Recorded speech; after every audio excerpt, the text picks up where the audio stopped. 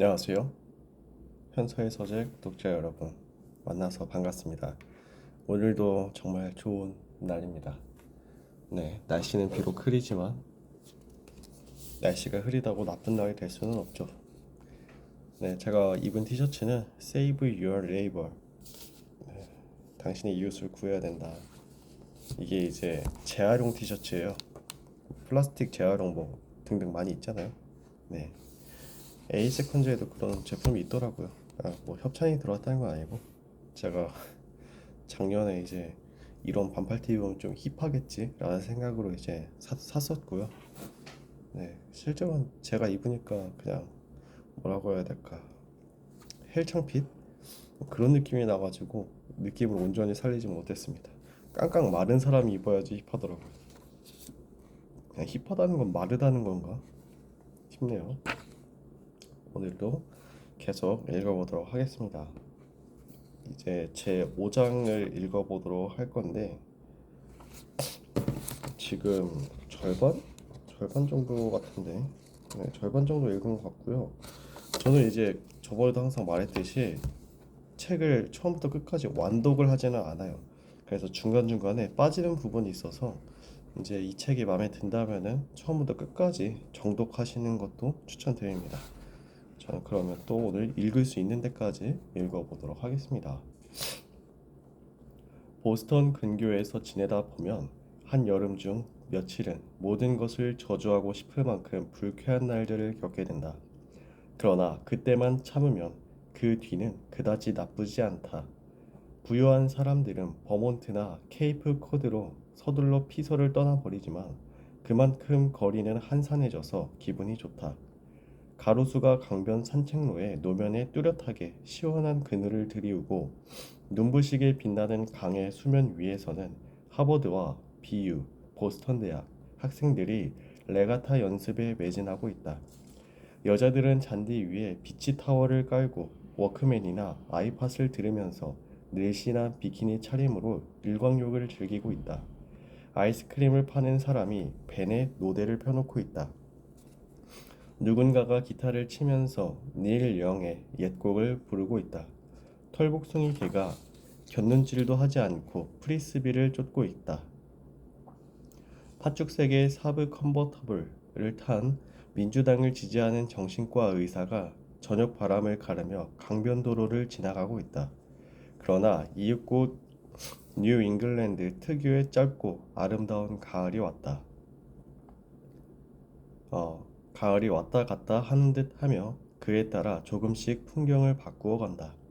우리를 둘러싸고 있던 깊고 울창한 초록빛이 조금씩 그윽한 황금빛의 자리를 양보해가는 것이다. 그리고 러닝용 쇼트 팬츠 위에 스웨트 팬츠를 겹쳐 입을 무렵이 되면 불어오는 바람에 낙엽이 춤추고 도토리가 아스팔트를 콩콩 때리는 딱딱하고 메마른 소리가 주변에 울린다.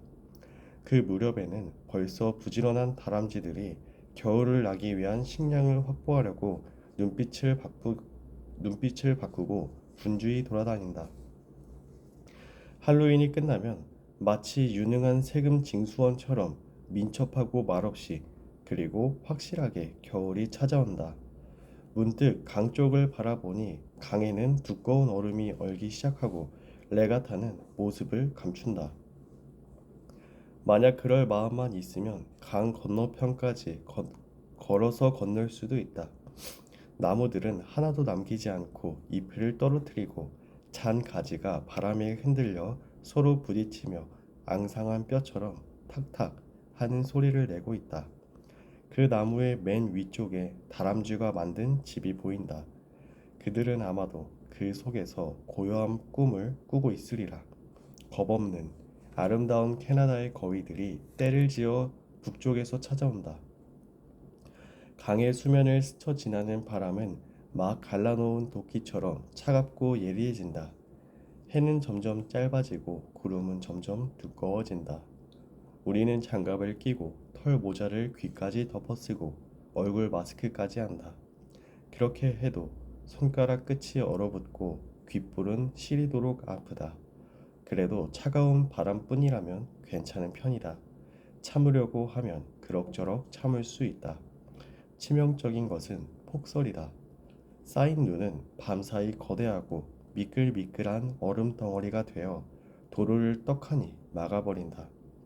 우리는 달리는 것을 단념하고 실내 수영장에서 수영을 하거나 별 볼일 없는 사이클 머신을 타고 체력을 유지하며 봄이 오기를 기다린다. 그것이 찰스강이다. 사람들은 이곳에 찾아와서 각자의 방식으로 강을 둘러싼 각자의 생활을 보낸다. 그저 느긋하게 산책을 하거나 개를 산책시키거나 사이클을 타거나 조깅을 하거나 또는 롤러브레이드를 즐기거나 하고 있다. 사람들은 마치 자력에 이끌리는 것처럼 이 기슭으로 모여든다.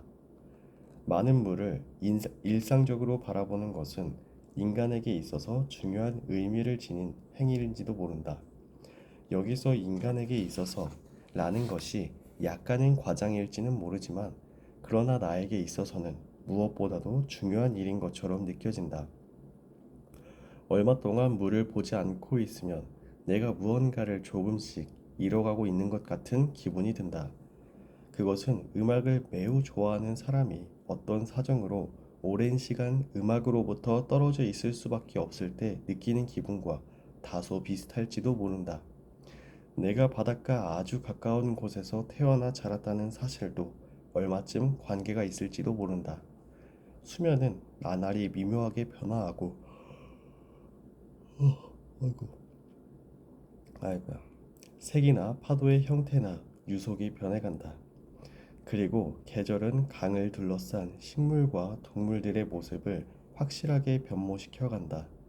여러 크기의 여러 모양의 구름이 어디선가 갑자기 나타났다가는 사라져가고 강은 햇살을 받아서 그 하얀 구름이 오가는 것을 어느 때는 선명하게 어느 때는 애매하게 수면에 비춘다. 계절에 따라서 마치 스위치를 전환하는 것처럼 바람의 방향이 변화한다. 그 살결에 닿는 감촉과 향기와 방향으로 우리는 계절의 추이를 명확하게 감지할 수 있다. 그런 실감을 동반한 흐름 속에서 나는 나라는 존재가 자연의 거대한 모자이크 속의 미세한 하나의 조각에 불과하다는 것을 인식한다. 바다를 향해 흘러가다 다리 밑을 지나는 강물처럼 교환 가능한 자연 현상의 일부에 지나지 않는 것이다. 3월이 되어 겨우 얼어붙은 눈이 녹고 눈 녹은 뒤에 질척거리는 진창길도 마르고 사람들이 두꺼운 코트를 벗고 찰스 강변으로 몰려나올 무렵이면 자, 이제 슬슬 달려볼까 라는 느낌으로 보스턴 마라톤은 다가온다. 지금은 아직 10월 초순이다. 탱크탑 차림으로 달리고 있으면 어느덧 추위가 느껴진다. 그러나 긴 소매 셔츠를 입기에는 아직 이르다. 뉴욕의 레이스까지 앞으로 한 달하고 조금 더 남았다. 슬슬 주행 거리를 줄이고 이때까지 쌓인 피로를 털어내고 가지 않으면 안 된다. 영어로 말하면 테이퍼링 시기다. 이제부터는 아무리 긴 거리를 달려도 더 이상 레이스에는 도움이 되지 않는다. 오히려 발목을 붙잡을 수도 있다. 이제까지의 주행 기록을 돌아보면 나는 나쁘지 않은 페이스로 레이스를 위한 준비를 해왔다는 생각이 든다. 6월 260km, 7월 310km, 8월 350km, 9월 300km. 주행거리는 아름다운 피라미드 형태를 그리고 있다. 일주일의 주행거리로 환산해보면 60km에서 70km, 80에서 71로 10월은 아마 6월과 대체로 같은 페이스로 달린 셈이 된 것이다. 새 미즈노 러닝 슈즈도 샀다. 케임브리지의 시티 스포츠점에서 여러가지 메이커의 신발을 시험 삼아 신어본 결과 지금 연습 때 신고 있는 것과 같은 미즈노를 선택했다. 전체적으로 가볍고 발꿈치 쿠션도 꽤 딱딱하다. 그리고 항상 그렇듯 아무래도 신었을 때의 느낌은 발에 딱 들어맞지가 않아 불편한 느낌이 든다. 그러나 이 메이커의 슈즈에는 묘한 멋내기가 없는 만큼 자연스러운 신뢰감을 가질 수 있다. 물론 이것은 나의 개인적인 감상에 지나지 않는다. 사람에 따라 취향이 있을 것이다. 이전에 미즈노 러닝 슈즈의 판매 담당자와 이야기를 나눌 기회가 있었다. 그때 그가 저희 신발은 화려하지 않아서 그다지 눈에 띄지 않습니다. 제품에는 자신이 있는데 아무튼 눈으로 봐서는 붙임성이 없어서 라고 푸념했는데 그가 말하고자 하는 것이 뭔지 잘 알 수 있다. 신기한 장치도 없고 패션 감각도 모자라고 화려한 선전 문구도 없다. 그래서 일반 소비자에게 어필할 만한 점이 없다. 그러나 그 신발 밑창은 확실하고 정직하고 굳건하게 도로의 노면을 붙잡는다. 경험적으로 말하면 26마일의 여정을 함께하기에 부족함 없는 파트너이다. 최근 슈즈의 성능이 비약적으로 향상되었기 때문에 비슷한 가격대의 슈즈라면 어떤 메이커의 슈즈를 선택해도 별반 큰 차이는 없다. 그래도 약간의 특성상의 차이는 느낄 수 있으며 러너는 그와 같은 사소한 편의성의 차이를 언제나 찾고 있는 것이다. 이 새로운 슈즈를 본 레이스까지 남은 한 달 동안 두 발에 맞게 천천히 길들여 나가야 한다. 오랫동안의 연습이 가져온 누적된 피로가 아직 풀리지 않았기 때문에 여간에서 스피드가 나지 않는다. 이른 아침 찰스 강변을 내 페이스로 달리고 있노라면 하버드의 신입생처럼 보이는 여자애들에게 점점 추월당한다. 그녀들 대부분은 날씬하게 마른 작은 몸집에 하버드의 로고가 붙은 붉은 벽돌 셔츠를 입고 있다. 금발을 포니테일로 묶고 신제품의 아이팟을 들으면서 바람을 가르듯 일직선으로 도로를 달려간다. 거기에서는 틀림없이 알지 못할 공격적이고 도전적인 것이 느껴진다. 사람들을 차례로 추월해가는 것에 그녀들은 익숙해져 있는 듯하다. 추월을 당하는 것에는 아마도 길들여져 있지 않을 것이다. 그녀들은 한눈에 봐도 우수하고 건강하고 매력적이고 진지하며 그리고 자신에 대한 확신에 차 있다. 그녀들의 달리기는 많은 경우 아무리 봐도 장거리의 적절한 주법은 아니다. 전형적인 중거리 러너의 주법이다. 보폭은 크고 발차기는 예리하고 강하다. 주변의 풍경을 보면서 느긋하게 달리는 것은 아마도 그녀들의 정신 상태에는 익숙하지 않은 것 같다. 그에 비하면 나는 내 자랑을 하는 건 아니지만 지는 일에 길들여져 있다. 세상에는 내 능력으로 감당할 수 없는 일이 산만큼 있고 아무리 해도 이길 수 없는 상대가 산더미처럼 있다. 그러나 아마도 그녀들은 아직 그런 아픔을 알지 못할 것이다. 그리고 당연한 일이지만 그런 것을 지금부터 굳이 알 필요도 없을 것이다. 그녀들의 유유히 흔들리는 자랑스러운 포니테일과 호리호리한 호전적인 다리를 쳐다보면서 나는 할 일 없이 그런 생각을 한다. 그리고 페이스를 지키면서 느긋하게 강변도로를 달린다. 나의 인생에도 그런 빛나는 날들이 존재했었을까? 그렇다. 조금은 있었는지도 모른다. 그러나 만약 그때 내가 긴 포니테일을 갖고 있었다 해도 그것은 그녀들의 포니테일만큼 자랑스럽게 흔들리지는 않았을 것이라는 느낌이 든다. 그리고 당시의 내 다리는 지금 그녀들의 다리만큼 힘차게 지면을 박차고 나아가지는 못했을 것이다. 그러나 어쩌면 그것도 당연하다면 당연한 것이리라. 그녀들은 어쨌든 천하의 하버드 대학에 반짝반짝 빛나는 새내기들이니까. 그러나 그녀들의 달리는 모습을 보고 있는 것은 그 나름대로 멋있다. 이렇게 해서 세계는 확실하게 이어져 가는 것이로구나 하고 소박하게 실감한다. 그것은 결국 인류 대대로 내려오는 전달 사항인 것이다. 그러므로 그녀들에게 뒤에서부터 추월을 당해도 별로 분하다는 기분이 들지 않는다. 그녀들에게는 그녀들에게 어울리는 페이스가 있고 시간성이 있다. 나에게는 나에게 적합한 페이스가 있고 시간성이 있다. 그것들은 전혀 다른 성질의 것이며 차이가 나는 건 당연한 것이다. 아침 강변의 코스에서 대체로 비슷한 시간에 얼굴을 마주치는 사람들이 있다. 작은 몸집의 인도인 부인이 혼자 산책을 하고 있다. 나이는 60대로 보이며 얼굴은 기품이 있고 언제나 깔끔한 차림을 하고 있다. 그리고 이상하게도 어쩌면 조금도 이상한 게 아닌지도 모르지만 매일 다른 옷을 입고 있다. 산뜻한 사리에 몸을 감싸고 있을 때도 있고 대학의 이름이 새겨진 헐렁한 셔츠를 입고 있을 때도 있다. 그러나 한 번도 그녀가 같은 옷을 입고 있는 것을 본 적이 없다. 그녀가 오늘은 어떤 옷을 입고 있는가를 확인하는 것도 이른 아침 러닝에 있어 나의 작은 즐거움 중 하나가 되고 있다. 크고 새까만 보정 기구를 오른쪽 다리에 붙이고 빠른 걸음으로 산책을 하고 있는 아저씨도 있다. 몸집이 큰 백인이다. 어딘가 큰 상처를 입은 뒤인지도 모른다. 그러나 그 보정 기구는 벌써 내가 알고 있는 한도 내에서 4개월이나 붙어 있는 상태다. 그의 오른쪽 다리에 도대체 무슨 일이 일어났던 것일까? 아무튼 걷는 데는 전혀 문제가 없는 것처럼 보이고 그는 상당히 빠른 스피드로 걷고 있다.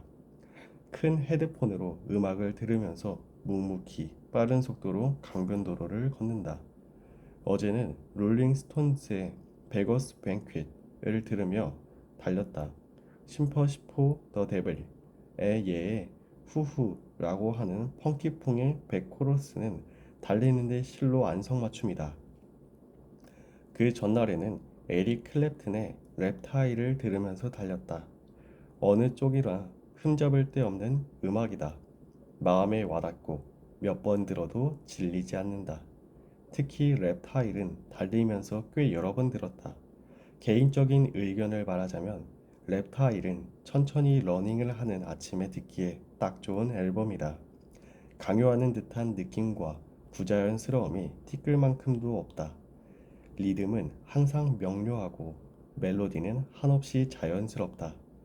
내 의식은 조용히 음악 속으로 빨려 들어가고 내 두 발은 리듬에 맞춰 규칙적으로 지면을 박차고 앞으로 나아간다. 헤드폰에서 흘러나오는 음악에 섞여 때때로 뒤에서 왼쪽으로 갑니다 라는 고함이 들린다. 그리고 경주용 사이클이 쉭 하는 소리를 내며 내 왼쪽을 추월해 간다. 소설을 쓰는 일에 대해 다시 달리면서 생각한다. 무라카미 씨처럼 매일 건강한 생활을 하고 있으면 그러다가 소설을 쓰지 못하게 되지 않을까요? 같은 말을 때때로 사람들로부터 듣는다. 외국에 있을 때는 별로 들을 일이 없는데 일본에서는 그런 의견을 가진 사람이 꽤 많은 것 같아. 소설을 쓴다는 것은 불건전한 행위이고 작가라는 사람은 공서양속에서 멀리 떨어진 곳에서 되도록 건전하지 않은 생활을 보내지 않으면 안 된다. 그렇게 함으로써 작가는 속세와 결별하고 예술적 가치를 지닌 순수한 뭔가에 더욱 근접할 수 있는 것이다. 라는 통념 같은 것이 세간에 뿌리 깊게 존재한다. 긴 세월에 걸쳐 그와 같은 예술가는 불건전이라는 도식이 형성되어 온 것 같다. 영화나 텔레비전 드라마에는 자주 이러한 스테레오타입에 좋게 말하면 신화적인 작가가 등장한다. 소설을 쓴다는 것이 불건전한 작업이라는 주장에 나는 기본적으로 찬성하고 싶다. 우리가 소설을 쓰려고 할 때, 다시 말해 문장을 사용해 이야기를 꾸며 나가려고 할 때는 인간 존재의 근본에 있는 독소와 같은 것이 좋든 싫든 추출되어 표면으로 나온다. 작가는 다소간 그런 독소와 정면으로 마주하고 위험을 인지해서 솜씨 좋게 처리해 나가지 않으면 안 된다. 그와 같은 독소가 게재되지 않고 참된 의미의 창조 행위를 수행할 수 없기 때문이다. 그것은 아무리 생각해도 건전한 작업이라고는 말할 수 없을 것이다. 요컨대 예술 행위라고 하는 것은 애당초 성립부터 불건전한 반사회적 요소를 내포한 것이다. 나는 그것을 기꺼이 인정한다. 그러니만큼 작가 중에는 실생활 그 자체의 레벨부터 퇴폐적으로 전락하고 또는 반사회적인 의상을 걸치는 사람들이 적지 않다. 그것도 이해할 수 있다고 할까? 그와 같은 자세를 결코 부정하는 것은 아니다. 그러나 내 생각이지만 오랫동안 직업적으로 소설을 써나가기를 원한다면 우리는 그와 같은 위험한 체내 독소에 대항할 수 있는 자기 면역 시스템을 만들어야만 한다. 그렇게 함으로써 우리는 좀 더 강한 독소를 바르고 효과적으로 처리할 수 있게 된다. 다시 말하면 좀 더 힘 있는 이야기를 써나갈 수 있게 된다. 그리고 이 자기 면역 시스템을 만들어 놓고 오랜 기간에 걸쳐 유지해 나가려면 강력한 에너지가 필요하게 된다. 어딘가에서 그 에너지를 구해야만 한다. 그런데 우리 자신의 기초 체력 위에 그 에너지를 구할 수 있는 곳이 존재할까? 오해할 수도 있지만 그러한 방법이 작가에게 유일한 옳은 길이라고 주장하는 것은 아니다. 문학에는 여러 종류의 문학이 있듯이 작가도 여러 종류의 작가가 있다. 그리고 그들 작가들은 각기 다른 세계관을 가지고 있다. 다루는 것도 다르고 목표하는 것도 다르다. 당연한 것이다. 그러므로 소설가에게 있어서 유일한 올바른 방법 같은 것은 어디에도 없다.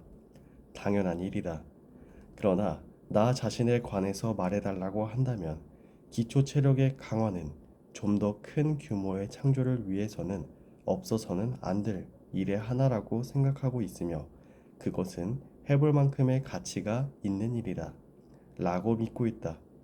그리고 무척 평범한 견해이긴 하지만 흔히 말하듯 해볼 만한 가치가 있는 일에는 열심히 하는 만큼의 가치가 있다. 참으로 불건전한 것을 다루기 위해서는 사람들은 되도록 건강하지 않으면 안 된다. 그것이 나의 행동 목표이다. 다시 말하면 불건전한 영혼은 또 건전한 육체를 필요로 하는 까닭이다. 역설적으로 들릴지도 모른다.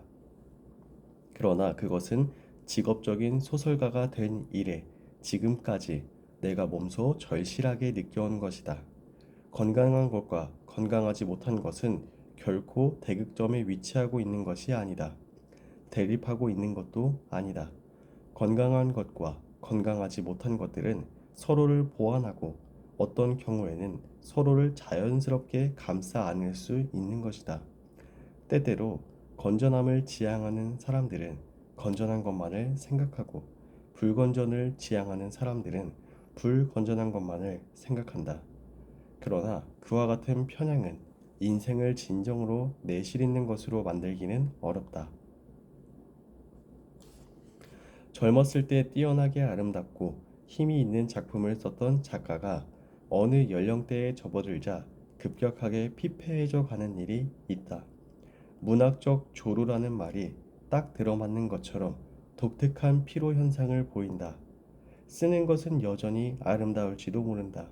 또 그 문학적 위축 현상을 겪는 작가에게는 나름의 정취가 있을지도 모른다. 그러나 그 창작 에너지가 감퇴하고 있는 것은 누가 봐도 확실하다. 그것은 그 또는 그녀의 체력이 자기가 다루고 있는 독소와 싸워 이길 수 없었던 결과가 아닐까 하고 나는 추측한다. 이제까지 독소를 자연스럽게 능가해왔던 육체적인 활력이 하나의 정점을 지나면서 그 면역 효과를 서서히 잃어가고 있었던 것이다. 그렇게 되면 그 또는 그녀는 여태껏 해온 것과 같은 주체적인 창조 행위를 계속해가는 것이 어려워진다. 상상력과 그것을 지탱하는 육체 능력의 밸런스가 무너져 버린 것이다. 그 뒤는 그때까지 키워왔던 테크닉과 방법을 잘 활용하고 남은 열정 같은 것을 이용해 작품의 형태를 그냥 마무리해 갈 수밖에 없다. 그것은 아무리 조심스럽게 표현해도 결코 즐거운 인생의 여정일 수는 없다. 사람에 따라서는 그 자리에서 자신의 목숨을 끊어버리는 경우도 있다. 또는 깨끗이 창작을 단념하고 다른 길을 찾아가는 사람들도 있다. 나는 되도록 그와 같은 위축 현상을 피하고 싶다. 내가 생각하는 문학이라는 것은 훨씬 자발적이고 구심적인 것이다. 거기에는 자연스럽고 긍정적인 활력이 있어야 한다. 나에게 있어 소설을 쓰는 것은 험준한 산의 암벽을 기어오르고 길고 격렬한 격투 끝에 정상에 오르는 작업이다. 자신에게 이기든지 아니면 지든지 둘 중 하나일 수밖에 없다. 그 같은 내적인 이미지를 염두에 두고 나는 언제나 장편 소설을 쓰고 있다. 말할 것도 없이 언젠가 사람은 패배한다. 육체는 시간의 경과와 더불어 쇠잔해 간다. 빠르건 늦건 패퇴하고 소멸한다. 육체가 시들면 정신도 갈 곳을 잃고 만다. 그와 같은 것은 잘 알고 있다. 그러나 그 지점을 결국 내 활력이 독소의 패배에서 뒤처지고 마는 지점을 조금이라도 뒤로 미룰 수 있기를 바란다. 그것이 소설가로서 내가 목표하고 있는 것이다. 우선 지금의 나에게는 쇠퇴에 있을 겨를이 없다. 그러니만큼 저런 자는 예술가가 아니다. 라고 누가 말한다 해도 나는 계속 달린다. 네, 오늘은 여기까지 읽도록 하겠습니다. 네, 생각보다 오늘은 잘 읽혀졌고요. 장문이지만 장문을 잘 생각해서 읽다 보니 뭐 괜찮습니다. 5장을 읽었는데, 야, 2005년의 이야기네요. 작가가 자기가 좀 젊으니까 열심히 쓰겠다라고 각오를 했는데 2005년이면은 뭐 17년 전인가요? 와, 17년 전. 무라카미 하루키가 그럼 몇 살일까요? 지금 다음 이제 내일 읽을 제 6장은 96년도입니다. 96년 6월. 와, 96년 6월. 제가 세상에 없을 때 뭐 마라톤 하고 있었네요. 나이 차이가 꽤 나는 것 같습니다. 무라카미 하루키가 살아있죠? 1979년에 처음 소설을 냈네요. 1979년. 30살에 소설을 냈다고 했는데 그럼 뭐 40년대생인가? 무라카미 하루키. 이거 49년생이네요, 진짜로. 49년생. 야, 49년생. 이거 안데르센 문학상을 탔네요. 동화도 쓸 수 있나 봅니다. 안데르센 문학상이 제가 알기로 동화에서 가장 영향력 있는 상으로 알고 있거든요. 그 문단에서. 야, 엄청 오래된 책이었네. 엄청 지긋한 할아버지시네, 지금 보니까. 근데 뭐랄까 되게 장난기 있게 생기셨어요. 엄청 일본인 같은 느낌은 안 든다 해야 되나? 노르웨이의 숲. 이건 언제 이제 처음 발간됐는지 궁금하네요. 기본 정보. 노르웨이의 숲. 이게 최근 걸로 지금 이어져 있고요. 어디 보자. 1960년대 말. 아이고, 1960년대? 엄청나네요. 오, 1989년. 그때부터 연재가 된 것 같습니다. 엄청나네요. 1989년. 쉽지 않죠. 네, 오늘은 여기까지 읽어보도록 하겠습니다. 항상 떠오르는 건 점심은 뭐 먹지? 라는 생각이에요. 점심 뭐 먹죠? 점심을 오늘은 어제 제가 법인카드를 두고 가버려갖고 법인카드로 사질 못했어요. 그래서 오늘은 어제 거 합쳐서 오늘 이제 좀 더블로 어, 밥을 먹으려고 합니다. 아직 밖에는 비가 오고 있고요. 전국적으로 이제 비가 점점 퍼지지 않을까 싶습니다. 근데 전 나름 비 오는 날도 괜찮네요. 시원하고 조용하고 가끔은 이런 날이 있어야죠. 예전에는 무조건 비 오는 게 싫었는데 요즘에는 비 오는 날 걷는 게 좋더라고요. 또 비 오는 날 카페에서 책을 읽으면서 쉬고 싶기도 하고. 날씨는 우리가 어떻게 받아들이냐에 따라서 달라지는 것 같습니다. 네, 오늘도 좋은 하루 되시고요. 항상 삶이 어려운 건 맞지만 결국에 그 시간의 질을 결정하는 것은 우리의 노력이기 때문에 음, 열심히 해서 열심히 그냥 즐기는 게 제일 좋은 것 같습니다. 열심히 한다고 해서 잘 되는 것도 아니고 열심히 해서 그렇다고 뭐 잘 안 되는 것도 아니고 잘 모르잖아요. 그러니까 그저 지금 이 순간을 즐겨봅시다. 만약에 오늘이 인생의 마지막 날이라고 한다면 지금 있는 일을 즐기는 게 제일 낫지 않겠습니까? 그러면 저는 내일 또 찾아뵙도록 하겠습니다. 좋은 하루 되시고요. 네, 안녕.